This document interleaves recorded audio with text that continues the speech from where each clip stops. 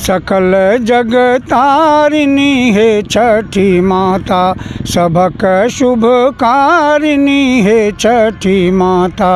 जल थल वायु अग्नि में अहीं छी, अहीं गगन के आधार। नमस्कार, आप देख रहे हैं खबरीलाल लाइव और मैं हूं आपके साथ निधि सिंह। देखिए, शारदा सिन्हा सभी लोगों को रुला कर आज चली गई हैं।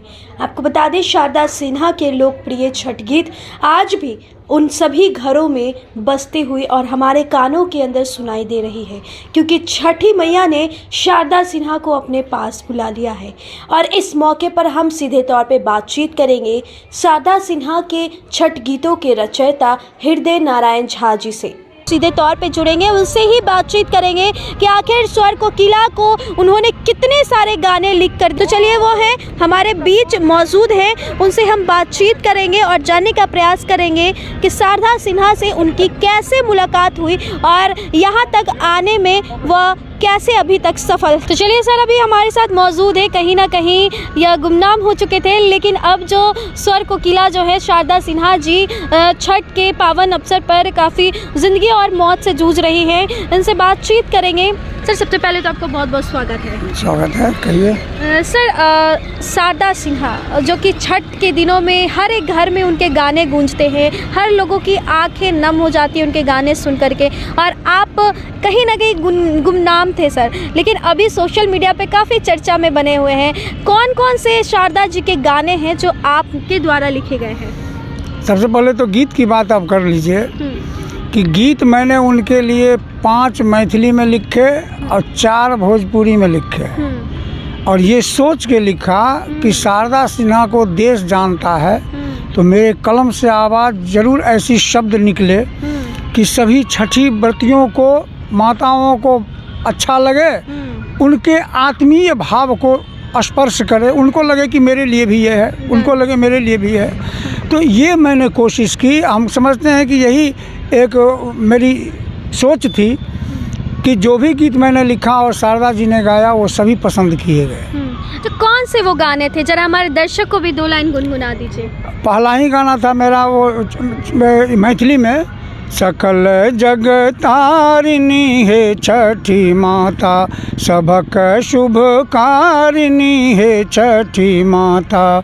जल थल वायु अग्नि में अहीं छी, अहीं गगन के आधार। सकल जग तारिणी है छठी माता। अभी तक कितने गीत जो है उनके लिए आप लिख चुके हैं सर? उनके लिए 15 गीत लिखे हैं। 15 गीत लिखे हैं, जिसमें 9 गीत हैं छठ के, 5 मैथिली, 4 भोजपुरी, 3 विवाह गीत, 3 शिव भजन।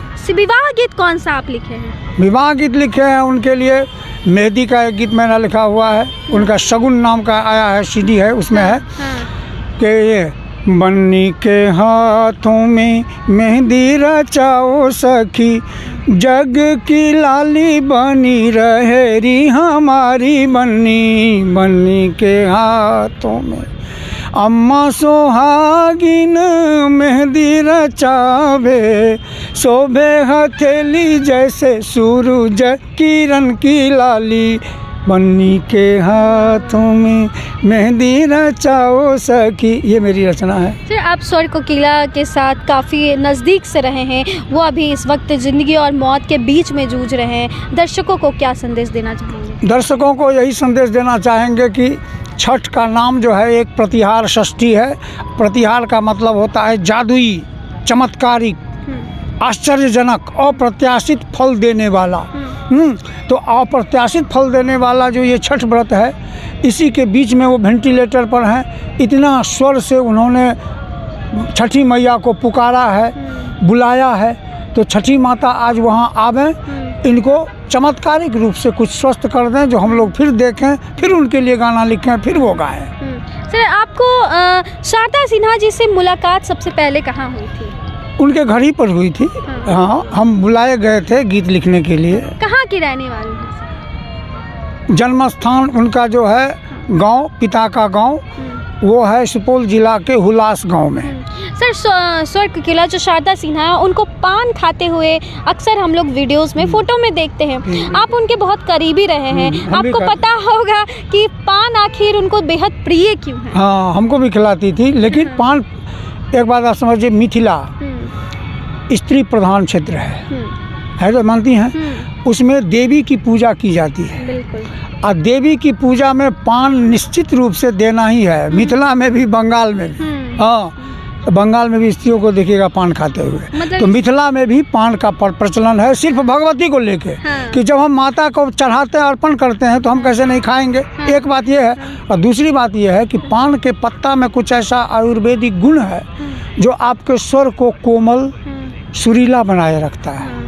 सर, जाते जाते एक आखिरी सवाल रहेगा कि स्वर्ग कोकिला जी, शारदा सिन्हा जी इस वक्त ज़िंदगी और मौत के बीच जूझ रही हैं। उनके लिए तमाम जो हर एक घर में देख रहे होंगे, हर एक जो छठ पर्व मना रहे हैं, उनके काने में उनका गीत अभी हमें भी सुनाई दे रहा है, कहीं बज रहा है तो, और उनकी दुआ के लिए कामना सर सभी लोग कर रहे हैं। लेकिन सर, एक सवाल रहेगा कि कहीं ना कहीं लोग आस्था को या छोड़ दी हैं, जो हर लोगों के दिल में बस गया है, और आज की जो भोजपुरी इंडस्ट्री हो गई अश्लीलता से भरी पड़े हैं, उन लोगों को आप क्या संदेश देना चाहेंगे? उन लोगों के लिए हमारा एक ही संदेश है कि गीत लिखते समय, वो कोई भी गीतकार हो, हमको किसी का नाम नहीं ले रहे हैं, एक बात जरूर सोचे कि मैं यदि गीत में स्त्री का चर्चा हो रहा है तो वो स्त्री है कौन। स्त्री का 4 रूप सबके जीवन में है, माँ, बहू, बेटी, पत्नी, 4 है ना। तो गीत का जो प्रसंग होगा इसी 4 में किसी से संबंधित होगा, या उसके घर के अंदर में जो संबंध है उसमें ननद आता है, देवर आता है, भौजाई आता है, चाची आता है, चाचा आता है, नानी आती है, दादी आती है, फुआ आती है। बिल्कुल। तो किसी स्त्री के बारे में कोई प्रसंग आप गा रहे हैं जो अश्लील है, तो सबसे पहले किसके लिए आप लिखे हैं? अपने ही परिवार के लिए ना। तो इस आत्मग्लानि के प्रति भी आपको चेतन रहना होगा कि हम किसी दूसरे के लिए लिख रहे हैं, पहले तो मेरी माँ सुनेगी, मेरे परिवार के लोग सुनेंगे। तो मेरे परिवार में यदि बाल बच्चा सुन गया गलती से, तो उसके माथा पर जो आपका कर्तव्य दिया है भगवान, कर्तव्य क्या दिया है भगवान? उन्नत और उत्तम चरित्र निर्माण करके अपने जैसा कोई नई पीढ़ी धरती को दे जाओ, ये तुम्हारा ऋण है धरती का। तो ये चरित्र निर्माण वो नहीं कर पाएगा, क्योंकि खुद ही गीत शब्द में लिख रहा है चरित्र के विरुद्ध चीज़। तो उसका प्रभाव किस पर पड़ेगा? संतान पर। और संतान यदि वो उन्नत नहीं बना, तो हमारे भारतीय सभ्यता संस्कृति में कहा गया है कि उसको मुक्ति नहीं मिलती है। चलिए, बहुत बहुत धन्यवाद हमसे जुड़ने के लिए। यह थे हमारे साथ मौजूद हृदय नारायण झा जी, जिन्होंने तौर पर उन सभी गायकों जो अश्लील गाने गाते हैं, भोजपुरी इंडस्ट्री में आते हैं, उनके लिए बहुत बड़ा संदेश देने का काम किए हैं। कैसी लगी रिपोर्ट कमेंट बॉक्स में ज़रूर बताइएगा, और ऐसे देश दुनिया की तमाम खबरों के लिए देखते रहे खबरीलाल लाइव। मैं निधि सिंह, पटना। बहुत बहुत धन्यवाद।